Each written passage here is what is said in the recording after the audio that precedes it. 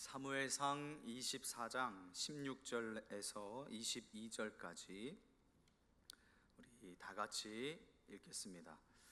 다윗이 사울에게 이같이 말하기를 마침에 사울이 이르되 내 아들 다윗아 이것이 내 목소리냐 하고 소리를 높여 울며 다윗에게 이르되 나는 너를 학대하되 너는 나를 선대하니 너는 나보다 의롭도다. 내가 나 선대한 것을 오늘 나타냈나니 여호와께서 나를 내 손에 넘기셨으나 내가 나를 죽이지 아니하였도다. 사람이 그의 원수를 만나면 그를 평안히 가게 하겠느냐? 내가 오늘 내게 행한 일로 말미암아 여호와께서 내게 선으로 갚으시기를 원하노라. 보라, 나는 내가 반드시 왕이 될 것을 알고 이스라엘 나라가 내 손에 견고히 설 것을 아노니 그런즉 너는 내 후손을 끊지 아니하며 내 아버지의 집에서 내 이름을 멸하지 아니할 것을 이제 여호와의 이름으로 내게 맹세하라 하니라. 다윗이 사울에게 맹세하매 사울은 집으로 돌아가고 다윗과 그의 사람들은 요새로 올라가니라. 아멘. 성도 여러분, 믿음이 정말 중요한데요, 이 믿음이 있으신 줄 모르겠어요. 어떤 믿음이냐? 하나님께서 우리의 눈에 보이지 않으시죠? 보이지 않는데 하나님께서 행하시는 일들도 잘 보이지 않아요. 분명히 우리의 삶에 볼 수 있는데도 불구하고 잘 보이지 않는단 말이에요. 그래서 그것을 캐치해내는 것, 그것을 간파해내는 것이 믿음이거든요. 보이지 않는 하나님께서 잘 보이지 않게 역사하고 계시는데 그것을 믿음의 눈을 들어서 볼 수 있는 것이 믿음이란 말이에요. 그 믿음이 우리 성도님들에게 있으셨으면 좋겠어요. 하나님의 일하심 속에서 주님께서 여전히 나와 함께하고 계시고 여전히 내 삶을 돕고 계시고 인도하고 계신다는 사실을 간파해낼 수 있는 능력, 그 믿음을 다 소유하실 수 있기를 바랍니다. 우리는 그걸 믿음이라고 부르고요, 하나님께서도 그러한 모습을 네가 나를 믿는구나 인정해 주시고 칭찬해 주신단 말이에요. 그래서 제가 지금 사무엘상 말씀을 묵상하면서 사울의 삶도 보고 다윗의 삶도 보고 하면서 자연스럽게 비교가 되는데, 그 가운데 제가 계속해서 몇 주 동안 품고 있는 생각이 뭐냐면 방금 말씀드린 믿음에 대한 생각인데요, 이 믿음이 그냥 어느 정도의 수준에 있으면 안 되고 이 믿음이 계속해서 자라나야겠다, 계속해서 성장해야겠다, 이런 생각이 들어요. 그냥 그 수준에 만족하고 있으면 사울처럼 하나님 앞에 버림받을 수밖에 없겠구나. 그런데 계속해서 끊임없이 다윗이 평생에 보여줬던 모습처럼 끊임없이 하나님을 갈망하고 끊임없이 하나님을 의지하고 끊임없이 하나님의 말씀에 귀 기울이는 삶을 살 때 우리가 성장하는 거구나, 그 믿음의 역량을 키워내야 되는 것이 우리의 몫이구나 라는 생각이 많이 들어요. 하나님께서는 때로 내 원수의 입을 통해서 주님의 음성을 들려주실 때도 있어요. 나를 괴롭혔던, 나를 못살게 굴었던 그 원수, 그 대적, 혹은 때로는 심지어 마귀에게서도요, 사탄의 입에서도요, 하나님께서 나를 격려하시기 위해서, 좌절하지 않고 포기하지 않고 다시 세워주시기 위해서 그 대적, 그 원수, 그 사탄의 입에서라도 하나님의 음성을 듣게끔 하신단 말이에요. 다윗을 죽이기 위해서 끊임없이 시도했고 달려들던 이 사울이 잠깐이지만 지금 하나님의 손에 붙들려서 다윗을 향해서 용기를 북돋아주기 위한 도구로 쓰임을 받게 됩니다. 그게 본문 19절 하반절에 있는 말씀인데요, 사울이 다윗에게 이런 이야기를 건네요. 네가 오늘 내게 행한 일로 말미암아 여호와께서 내게 무엇으로 갚으시기를? 선으로 갚으시기를 원하노라. 다윗의 입장에서는 이거 복장 터지는 일이에요. 조금 전까지만 해도 자기를 죽이기 위해서 그렇게 안달복달했던, 혈안이 되어 있던 이 사울이 지금 그 입으로 다윗을 향해서 하나님을 들먹이면서 하나님께서 내게 선으로 갚으시기를 원한다. 기가 차죠. 조금 전까지만 해도 죽이려고 달려들던 사람이 내가 비록 너에게 악을 행했지만 너를 죽이려고 시도했지만 그 모든 일들 속에서 하나님께서 너에게 선으로 갚아주시기를 원한다. 그런데 이것은요, 다윗이 꼭 들어야 될 말이에요. 하나님께서 반드시 나에게 선으로 갚아주신다. 왜냐하면 그 이전에 우리 앞에 본문들 보면 다윗이 하나님 앞에 그런 이야기 하거든요. 사울 앞에서 내가 너무 억울하다, 내가 너무 억울해 죽겠다. 내 사정을 다 보고 계시고 다 듣고 계셨던 하나님이 나의 재판장 되셔서 하나님께서 갚아주시리라 나는 확신한다. 그래서 내가 당신의 몸에 해를 가하지 않겠다, 손을 대지 않겠다, 죽이지 않겠다, 그렇게 이야기했었거든요. 그런데 하나님께서 지금 사울의 입술을 통해서 마치 응답처럼, 그 억울함을 호소하는 것에 대한 응답처럼 사울의 입을 통해서라도 하나님이 다윗에게 듣게 하시는 거예요, 하나님의 음성을. 그러니까 포기하지 말라는 거죠. 그 기도의 응답처럼 이 사울의 말이 다윗의 귀에 꽂혔어요. 앞선 본문에서 다윗이 두 번에 걸쳐서 유사한 내용을 말했었거든요. 12절 15절인데요 12절에 먼저 보면 여호와께서는 나와 왕 사이를 판단하사 여호와께서 나를 위하여 왕에게 보복하시려니와 내 손으로는 왕을 해하지 않겠나이다. 15절 그런즉 여호와께서 재판장이 되어 나와 왕 사이에 심판하사 나의 사정을 살펴 억울함을 풀어주시고 나를 왕의 손에서 건지시기를 원하나이다 하니라. 그런데 이 말에 대한 응답과 같이 사울의 입을 통해서, 대적 원수의 입을 통해서 주님께서 다윗에게 응답처럼 말씀해 주신 거예요. 내가 선으로 갚아주리라, 반드시 그렇게 하리라. 다윗은 이 믿음으로 사는 사람이었어요. 그런데 성경에 다윗이 보여준 이 신앙을 가졌던 대표적인 인물이 있는데요, 창세기로 거슬러 올라가면 요셉이 나오죠. 그는 형들이 앞에 있는 이야기 다 각설하고, 그는 형들이 자신을 해치려 했던 그 모든 일들, 자신을 시기하고 미워해서 자신을 죽이고자 했다가 다시 팔아넘기고 그런 모든 일들 속에서 그 형들의 잘못을 다 용서하고 하나님을 생각하면서 이런 고백을 남겨요. 창세기 50장 20절. 창세기 50장은 마지막 장이죠. 당신들은 나를 해하려 하였으나 하나님은 그것을 선으로 바꾸사 오늘과 같이 많은 백성의 생명을 구원하게 하시려 하셨나니. 하나님께서 형들이 나에게 행했던 그 모든 악한 일들을 선으로 바꾸셨다는 거예요. 이 고백은 아무나 할 수 있는 고백이 아니죠. 그냥 순간적으로 감정적으로 내뱉은 고백이 아니에요. 정말 하나님에 대한 믿음 가운데 형들을 진심으로 용서하면서 하나님에 대한 신앙 고백과 같이 이 요셉이 했던 말이죠. 그리고 이렇게나 많은 백성의 생명을 구원해 주셨습니다. 그것을 통해서 나는 쓰임을 받은 것 뿐입니다. 그러니 안심하십시오. 형들을 오히려 위로해요.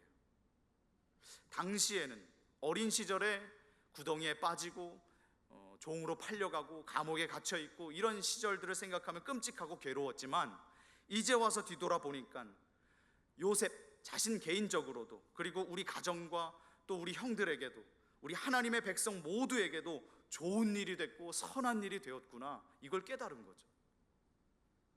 성도 여러분, 우리가 믿고 섬기는 하나님께서는 그런 분이세요.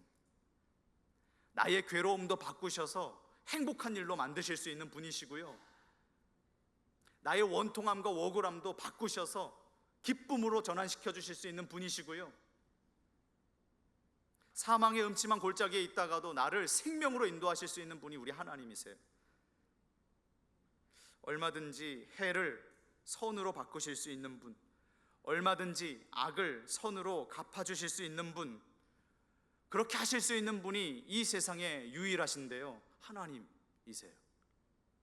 그 주님을 신뢰하면서 살다가 간혹 대적들로부터 해코지를 당한다든지, 사울이 다윗에게 썼던 표현인데 내가 너를 학대했다, 누군가로부터 우리가 학대를 당한다든지 악한 일을 당할 때 이 사실을 붙잡으실 수 있기를 바라요. 하나님께서는 악을 선으로 반드시 갚아주신다.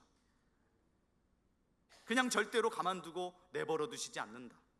주님께서는 악을 선으로 바꿔주신다. 그 믿음이죠. 다윗은 사울을 살려주는 것으로 인해서 사실상 명분도 챙겼고 실리도 챙겼어요. 둘 다 챙기게 되는데요. 곧 다윗은 이 일을 통해서 자기 일행들에게도, 사울을 따르는 군사들에게도 자신의 무고함, 나는 사울에게 무고하다, 나는 아무 잘못이 없다라는 것을 수많은 사람들 앞에서 입증했을 뿐만 아니라, 증명했을 뿐만 아니라, 다윗은 조금도 그럴 의도가 없었다라는 것을 드러냈었던 것이죠. 그리고 이런 측면과 동시에 다윗에게 그런 마음이 있었는지는 모르겠지만 사울의 겉옷자락을 이렇게 베었잖아요. 이 옷자락을 흔들면서 보여주니까 사울의 입장에서 보면 위협을 느꼈을 것 같기도 해요. 한편으로는 다윗이 나를 죽이지 않았구나, 아우 안심, 살았다, 이런 생각이 드는 한편 다윗이 나를 죽일 수도 있었겠구나, 이런 생각도 품었겠죠. 그러니까 다윗은 순수하게 옷자락만 베었을 뿐이고 그를 살려주었을 뿐이지만 사울의 입장에서 보면 두 가지의 목적이 다 이루어지는 거예요. 사울이 생명의 위협도 느끼는 거예요. 내가 다윗에게 죽을 수도 있구나. 다윗을 죽이려고 하다가 반대로 자신이 다윗에게 죽을 수도 있겠구나 하는 생각에 섬찟했을 거예요. 그리고 다윗의 진심 어린 말들을 들은 사울이 할 수 있는 것은 그렇게 많지 않았어요. 그래서 다윗이 맞는지를 확인한 후에 웁니다. 펑펑 울어요. 그게 16절 말씀인데요, 우리 한번 같이 읽어볼게요. 다윗이 사울에게 이같이 말하기를 마침에 사울이 이르되 내 아들 다윗아 이것이 내 목소리냐 하고 소리를 높여 울며. 얼굴을 이렇게 보여주지 않고 숨어서 이야기했던지, 아니면 제가 책에서 보니까 높은 산에 서로 서 있어서 멀리서 보니까 얼굴이 잘 구분이 안 될 수도 있다, 뭐 이렇게 이야기하는 신학자도 있어요. 어쨌건 얼굴이 구분이 안 되니까 목소리로만 판단을 해야 되는데 다윗인지를 물어요. 네가 진짜 다윗이 맞냐 확인을 하고, 그 뒤에 다윗인 것을 확인이 되자 울음이 터져요. 근데 소리를 높여 울었다 그랬거든요. 그냥 눈물만 슬쩍 흘린 것이 아니고 엉엉 울었다는 거죠. 사울의 전적, 그동안 보여준 모습이 있으니까 제가 이게 진심처럼 안 느껴지는 거예요. 이것도 연기하나? 어쨌건 좋게 보려고 노력을 많이 하는데 순간적으로 다윗의 진심이 전달돼서 그런지 울음이 터졌어요. 또 한편 이걸 완전히 접을 수는 없는데 연기를 하면서 소리내서 울었을 수도 있겠죠. 어떤 건지 잘 모르겠어요. 또 어떤 신학자는 사울이 궁지에 몰렸으니까 자신의 처지에 대해서 비탄하면서 울었던 것이다, 뭐 이렇게 해석하기도 하는데요. 정확히 사울의 울음의 의미를 알 수는 없지만 어쨌건 다윗의 말을 듣고 운 것은 틀림이 없어요. 그렇게 사울은 주위에 둘러서서 지켜보는 많은 사람들, 자기의 군대들 3,000명이나 있었고 다윗의 반대편에 일행들도 있었고 600명, 그렇게 많은 사람들 앞에서 다윗이 제기한 물음에 답하지 않을 수 없는 그런 압박감을 느끼고 있었던 거예요. 다윗은 사실상 사울이 자신을 분명히 까닭없이 죽이려 한다는 사실을 강조했어요. 아무 이유도 없이 나는 잘못한 게 없는데 저 사울 왕이 나를 죽이려 했습니다. 이 주변의 사람들이 이제 다 듣게 된 거죠. 그러니까 많은 사람 앞에서 객관적인 사실만으로 잘잘못을 가리게 되면 자칫 사울의 입장에서는 자기가 불리해질 수밖에 없는 거죠. 아니 이유도 없이 사울이 다윗을 죽이려 했단 말이야, 사울 왕 나쁜 놈이네, 뭐 이러면서 그렇게 불리한 상황에 놓이게 될 수도 있는 거니까 이 순간 사울이 11절에 다윗이 자기를 내 아버지요 라고 불렀었던 것을 받아치면서 자신도 다윗을 향해서 내 아들아 라고 불러요. 내 아들 다윗아 하고 불러요. 사울은 어쩌면 다윗과 인척관계인 것을 강조하면서 사위잖아요. 장인과 사이란 말이에요. 그래서 이 사건을 개인 차원에서 풀고자 했던 의도를 슬며시 깔고 있는지도 모르겠어요. 또한 왕의 체면도 상관하지 않고 군사들 앞에서 큰 소리로 우는 모습까지 보여줌으로써 조금 사람들에게 어떤 그런 감정에 호소하고 싶은 그런 모습도 있는 것 같기도 해요. 정확히 알 수가 없어요. 사울이 지금 어떤 마음을 품고 지금 이러고 있는지. 어쨌든 울었단 말이에요. 조금 전까지만 해도 다윗을 잡아 죽이는 일에 아주 열심이었던 이 사울이 그 모습은 온데간데 없이 사라졌어요. 다윗의 말을 듣고, 다윗의 진심 어린 그 말을 듣고 펑펑 우는 거예요.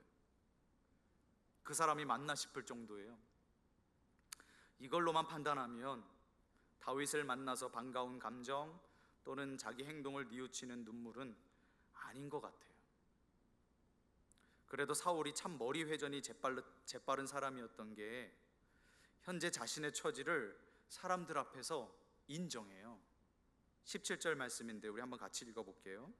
다윗에게 이르되 나는 너를 학대하되 너는 나를 선대하니 너는 나보다 의롭도다.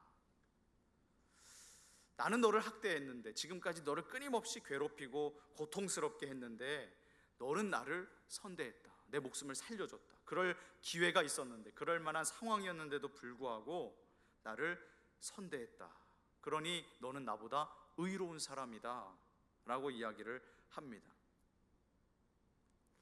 이게 사울의 어떤 진짜 중심에서 우러나오는 진심이었다기보다는 법적인 차원에서의 고백이었을 것이다, 그렇게 생각이 들어요.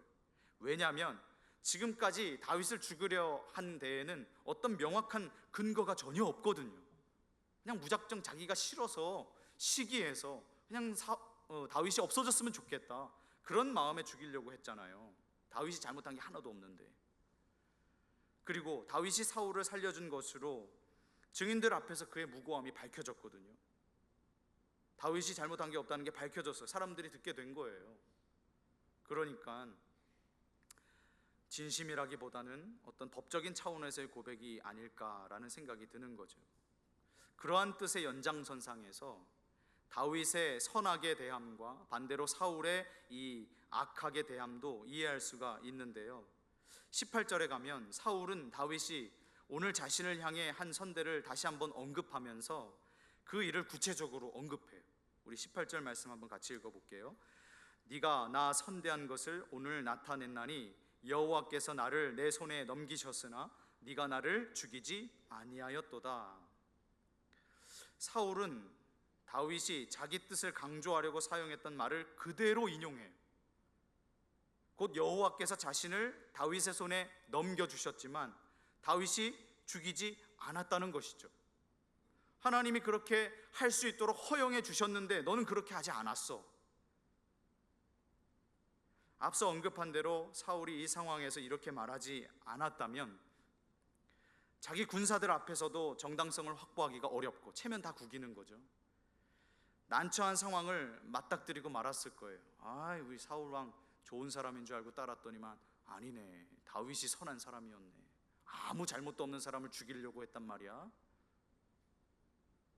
그러니까 어쩔 수 없이 지금 이런 말들을 내뱉고 있는 거죠. 울며 겨자 먹기 심정이에요. 이렇게 말 안 하면 자신의 왕권이 흔들리니까, 자신의 지지율이 떨어질 수밖에 없는 상황이니까 사울이 다윗을 향해서 이런 말을 남길 수밖에 없는 거죠. 진심이라기보다는. 그리고 이어지는 내용에서 다윗이 자신을 원수로 여기지 않았다는 사실도 인정해요. 19절 같이 읽어보겠습니다. 사람이 그의 원수를 만나면 그를 평안히 가게 하겠느냐? 내가 오늘 내게 행한 일로 말미암아 여호와께서 내게 선으로 갚으시기를 원하노라. 다윗이 원수인 자신을 앞에 두고 평안히 가게 했다는 것, 이렇게 말한 것이 그 증거예요. 제가 앞서 설명했던 그 모든 논리가 지금 사울의 이 대답 속에서 발견되는 거예요. 이것은 원수가 제 길로 가도록 선을 베풀 수 있겠느냐 하는 뜻이거든요. 사울은 이 일 때문에 여호와께서 다윗에게도 선으로 갚으시기를 기원하는데요, 사울의 이 모든 말은 다윗이 앞서 여호와를 두고 많은 사람 앞에서 사울을 고소했기 때문에 해야 했던 답변에 불과한 거예요. 어쩔 수 없이. 이렇게 다윗과 사울 사이에 1심 재판이라고 말할 수 있는 1심 재판이 일단은 다윗이 승소하는 쪽으로, 사울은 패소하는 쪽으로 기울어 갑니다.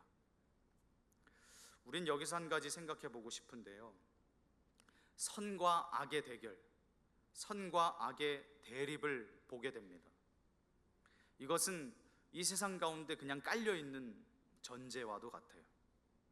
17절에서 사울의 말 속에서 두 가지 말이 대조가 되죠. 하나는 내가 널 학대했다, 학대라는 단어이고요, 또 하나는 너가 나를 선대했다, 선대라는 단어예요. 먼저 선대하다라는 단어를 히브리어로 보면 토브입니다. 하토브라는 단어가 쓰였어요. 이게 선이에요. 착하다, 선하다. 이 단어가 창세기에서 빈번하게 사용이 되는데, 하나님께서 말씀으로 세상을 창조하실 때 이 세상을 바라보면서 감탄하면서 내뱉으셨던 그 놀라운 기쁨의 표현, 토브. 와, 좋다, 너무 좋다. 근데 이게 너무 커서 주체하지 못할 때, 다 담아내지 못할 때 어떻게 더 커진 단어로 표현이 되냐면 선하다, 아름답다, 온전하다, 이렇게 번역이 되는 거예요.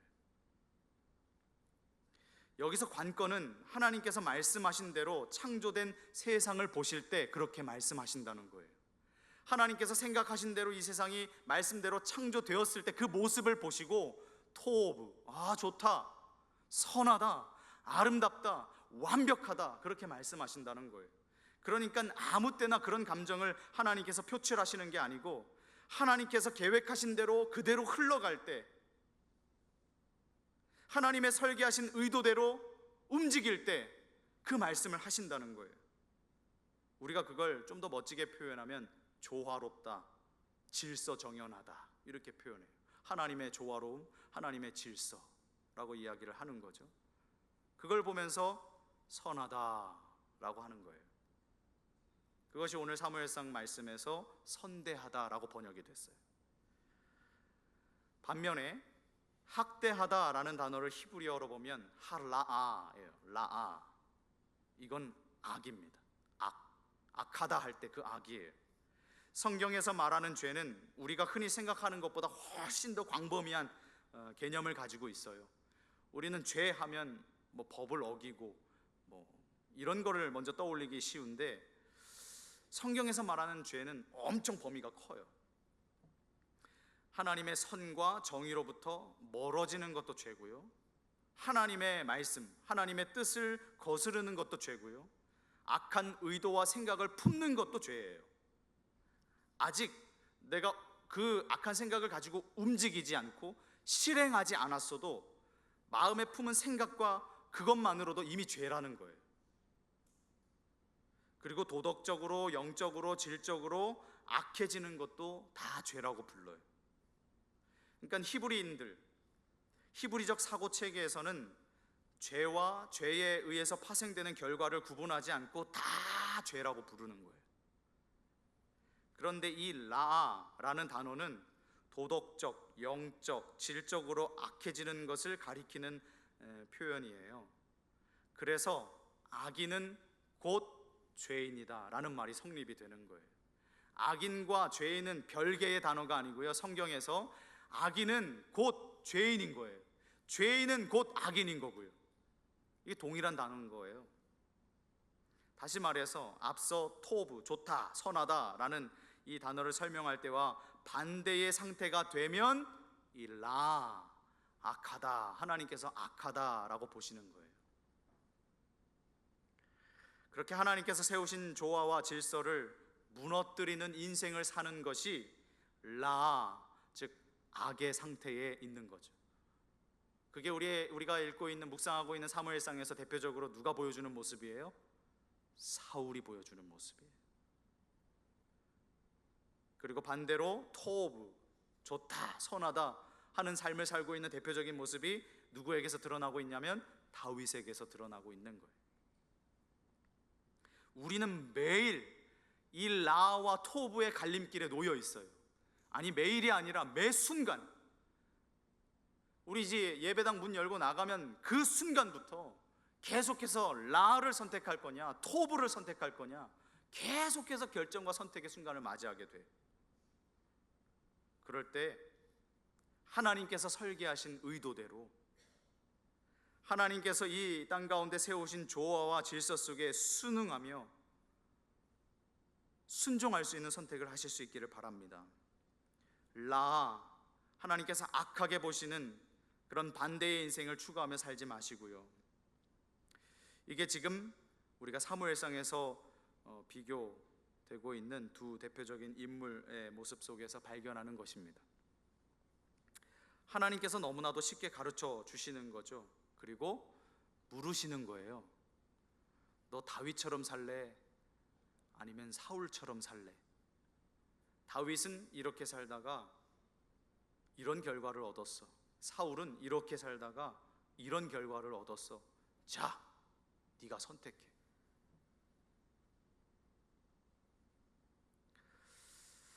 이후에 진행되는 이야기를 보면 사울이 다윗의 왕위 승계를 인정하는 발언이 나오는데요, 이 단락에서 아마도 많은 사람 앞에서 자기 행동이 잘못됐다고 고백할 수밖에 없었던 사울이 좀 분위기 전환을 위해서, 국면의 전환을, 자신에게 불리했었던 그 상황을 모면하고자 내놓은 새로운 주장을 볼 수가 있어요. 20절 말씀인데요, 우리 한번 같이 읽어보겠습니다.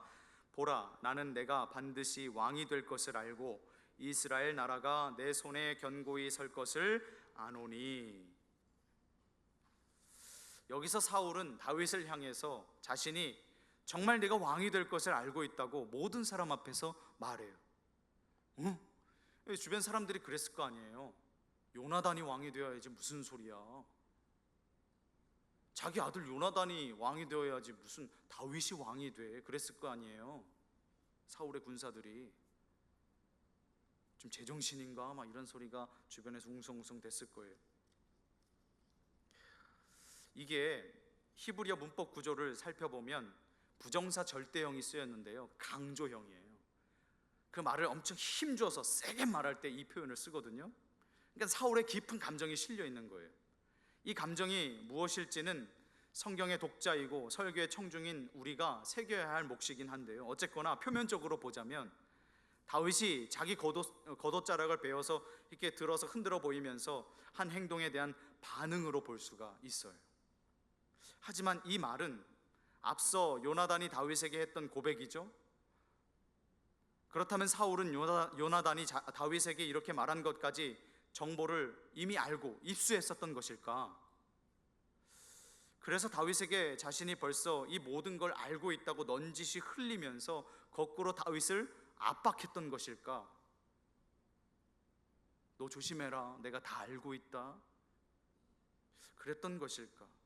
뭐 이렇게 저렇게 생각해 볼 수 있고 상상해 볼 수 있고 묵상해 볼 수 있겠는데요, 정답을 모르니까. 아무튼 그 자리에 있던 사람들에게 사울의 이 말은 너무 충격적인 말이에요. 요나단이 왕이 돼야지 무슨 다윗이 왕이 돼. 특히 사울은 자기 군대의 결속을 위해서 한 말일 수도 있어요. 왜냐하면 다윗의 말과 행동을 보고 동요되지 않도록, 사람들이 막 흔들리지 않도록 하기 위해서. 사울의 왕위를 요나단이 아니라 다윗이 이어받는다는 걸 사울이 고백할 정도라면, 다윗이 좀 전에 들어 보였던 사울의 겉옷자락은 단순히 자기 변호가 아니라 사울을 향한 위협으로 해석될 여지가 더 큰 거죠. 그것은 왕정의 질서를 깨트리는 모반, 쿠데타와 같은 것이기 때문에 사울의 군대가 다윗을 제거해야 할 합리적인 근거가 될 수 있는 거거든요. 사울이 이걸 의도했는지, 그 정도로 똑똑한 사람인지 잘 모르겠지만 충분히 가능성은 있어요. 그동안 그가 해왔던 일들을 보면. 그리고 이제 다음 절에서 사울은 한 걸음 더 나아가는데요, 21절 말씀 우리 한번 읽어보겠습니다. 그런즉 너는 내 후손을 끊지 아니하며 내 아버지의 집에서 내 이름을 멸하지 아니할 것을 이제 여호와의 이름으로 내게 맹세하라 하니라. 다윗이 왕위를 이어받으면 자기 후손을 끊어지지 않게 해달라 그래요.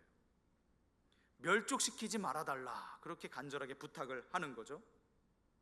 이것 또한 앞서 사무엘상 20장에 보면 요나단이 다윗과 언약을 맺으면서 했던 부탁이에요. 요나단도 다윗에게 그렇게 해달라고 부탁했었어요. 그런데 지금 아버지 사울이 다윗에게 그런 부탁을 똑같이 하는 거예요. 이 정도면 사울이 다윗에게 하는 말이 우연이라기에는 좀 이상하죠. 다윗과 요나단 사이의 언약 내용과 지나치게 일치하는 거예요. 다 알고 있는 듯이. 과연 이것이 사울이 많은 사람 앞에서 순수한 의도로 자기 왕위를 다윗에게 넘겨주는 것으로 볼 수 있을까? 저는 그렇게 보이지가 않아요. 만약 그렇다면 이후에 이제 26장에 가면 다시 사울이 다윗을 죽이기 위해서 또 쫓아다니기 시작하거든요. 진심이 아닌 거예요. 아무리 전승이 중복된다고 감안하더라도 논리적으로 개연성이 너무 떨어지는 이야기죠. 그러니까 사울의 이 말은 분위기 전환을 노리면서 자기 군사들을 향해서 다윗의 유죄를 끌어내고자 하는 자기 변호 수단으로 볼 수밖에 없는 거예요. 그렇게 사울은 신앙의 명분을 세우려는 다윗에게 하나님의 이름을 또 들먹입니다. 자기가 불리할 때마다 하나님 찾아요. 사울은 여호와를 두고 맹세하라는 거예요. 하나님 이름 걸고 나한테 맹세해. 우리 가문 절대로 죽이지 않겠다고 강요를 하는 거죠. 만약 다윗이 맹세에 순순히 응해준다면 왕권의 마음이 있다는 걸 인정하게 될 것입니다. 혹 다윗이 맹세를 거부한다고 하더라도 왕권의 마음이 없다는 게 인정되지는 않을 겁니다. 오히려 복수를 미리 준비하려는 사람으로 낙인 찍히게 되겠죠. 다윗이 지금 꿍꿍이가 저런 상태구나. 그러므로 사울 편에서는 다윗이 아주 빠져나가기 힘든 덫을 깐 거예요. 이제 공은 다시 다윗에게로 넘어왔어요.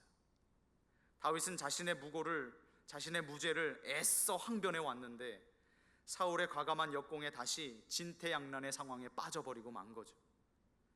22절 말씀 우리 한번 같이 읽어볼게요. 마지막. 다윗이 사울에게 맹세하매 사울은 집으로 돌아가고 다윗과 그의 사람들은 요새로 올라가니라. 다윗은 성경에 나오지는 않는데 제가 이렇게 썼어요. 고민 끝에, 진지한 고민 끝에 아마 속으로 하나님 앞에 기도했을 것 같아요. 다윗은 늘 그런 사람이었으니까. 기도하고 고민 끝에 사울의 요청에 응합니다. 그렇게 하겠다 맹세했어요. 그리고 사울은 집으로 돌아가고 다윗도 그의 사람들을 데리고 엔게디 요새로 돌아갑니다. 이 맹세는 결국 사울의 말을 인정한 꼴이 됐어요. 이제 다윗은 더는 무죄의 항변으로 상황을 헤쳐나갈 수 없다는 것을 깨달았을까? 아닐까? 사울이 자신에게 왕이 될 것이라고 한 마당에 그렇지 않다고 해서 다윗이 얻을 수 있는 게 뭘까? 왕이 될 생각이 전혀 없다고 하면 다시 사울의 신하가 될 수도 있겠지만 사울은 결국 자신을 죽이려고 할 겁니다.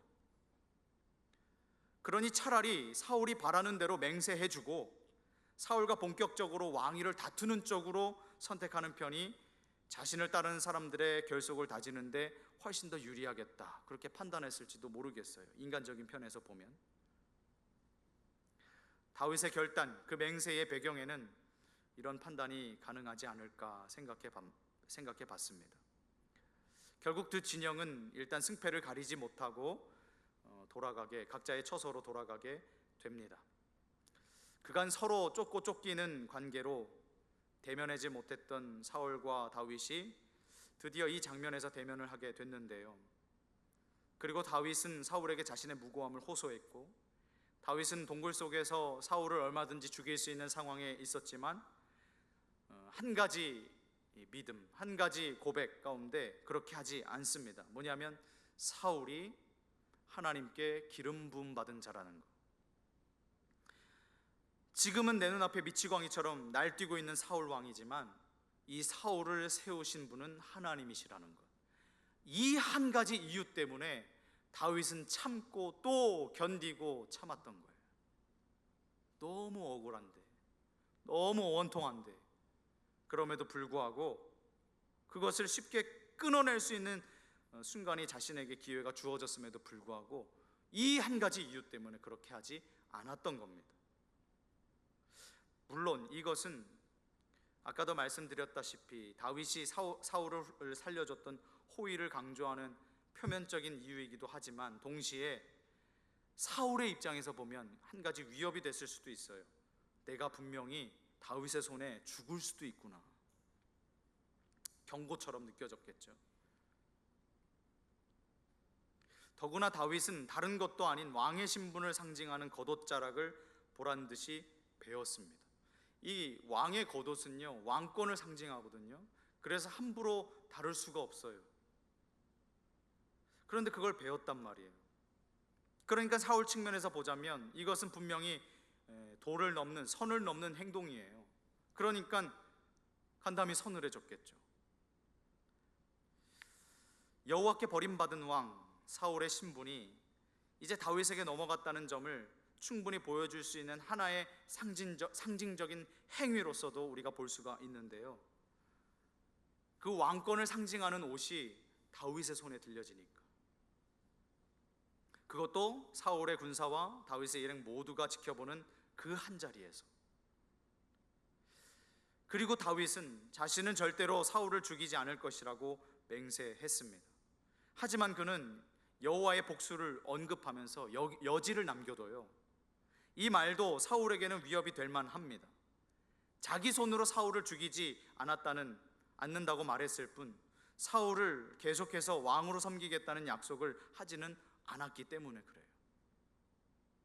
다윗이 의도했건 그렇지 않았건 그의 모든 말과 행동은 사울의 입장에서 정치적으로 보이는 거예요. 그렇게 해석될 가능성이 높은 상황인 거예요. 그러므로 다윗이 해야 할 일은 여호와께서 자신에게 기름 부으신 목적을 거듭 되새기면서 본질과 초심에 충실히 하려고 최선을 다하는 것, 그것이 전부였어요.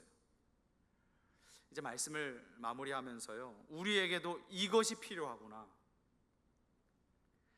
다른 사람이 나에게 어떻게 하건, 어떤 말을 하건, 어떤 행동으로 나에게 괴롭혀 오고 나에게 뭐 죽이려고 시도하고 뭐 이런 거 다 필요 없고, 그게 중요한 게 아니라 어떤 상황이 내 눈앞에 펼쳐져도, 내가 어떤 말들을 들어도 하나님의 사람으로서 내 중심을 지키는 것, 다윗처럼 하나님 앞에서 계속해서 깨어있고 기도하면서 하나님의 뜻을 묻고 살아가는 것, 이게 가장 중요한 거구나.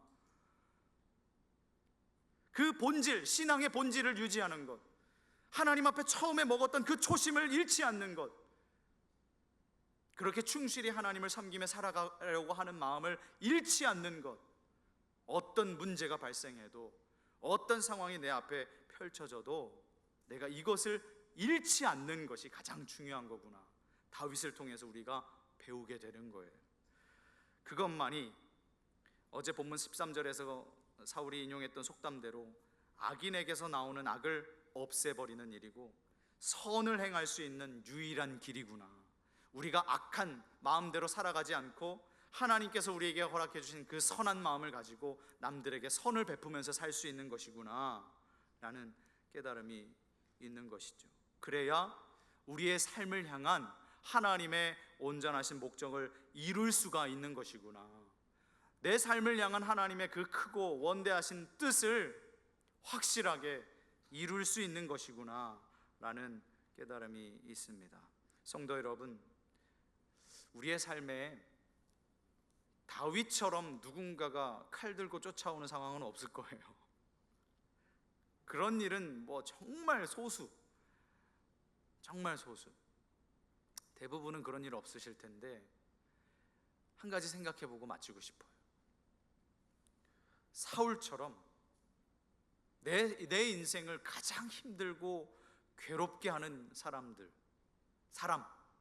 딱 한 사람 떠올려 보세요. 이미 해결됐고 과거에 있으셨다면 그 사람 떠올려 보세요. 내 인생에서 다윗에게 사울처럼 내 인생에서 가장 끈질기게, 가장 끊임없이 괴롭혔고 나를 힘들게 하고 못살게 굴어왔던 그 사람, 오늘 그 사람 생각하면서요, 하나님 앞에 그 사람 용서하고 선한 마음을 먹고 내가 그 사람을 선하게 대할 수 있는 은혜를 허락해 달라고 그렇게 하나님 앞에 기도드리고, 이제는 그 사람과 관계가 끝났다면 내가 다른 사람에게 선을 흘려보낼 수 있도록, 선으로 갚으면서 살 수 있도록 내 삶을 하나님께서 인도해 달라고 그렇게 마음 먹으시면 어떨까요? 기도하겠습니다. 하나님 아버지, 우리의 삶에는 정말 도무지 이해하기 힘든 일들이 펼쳐질 때가 참 많습니다. 다윗이 아무 잘못이 없었습니다. 그런데도 사울이 계속해서 죽이려고 쫓아오고 학대하고 괴롭혀 옵니다. 그런 순간에도 다윗은 중심을 잃지 않고 하나님 앞에 깨어 기도하고 하나님의 뜻을 묻고 하나님의 말씀대로 순종하며 살아갔습니다. 악을 악으로 갚지 않고 악을 오히려 선으로 갚았던 이 다윗을 보면서 우리의 삶에도 악하게 누군가 나의 삶을 해코지할 때 악으로 갚는 것이 아니라 하나님을 기억하며 하나님의 말씀을 붙들고 선대할 수 있는 우리의 삶이 되게 하여 주옵소서. 감사드립니다. 예수님의 이름으로 기도드립니다.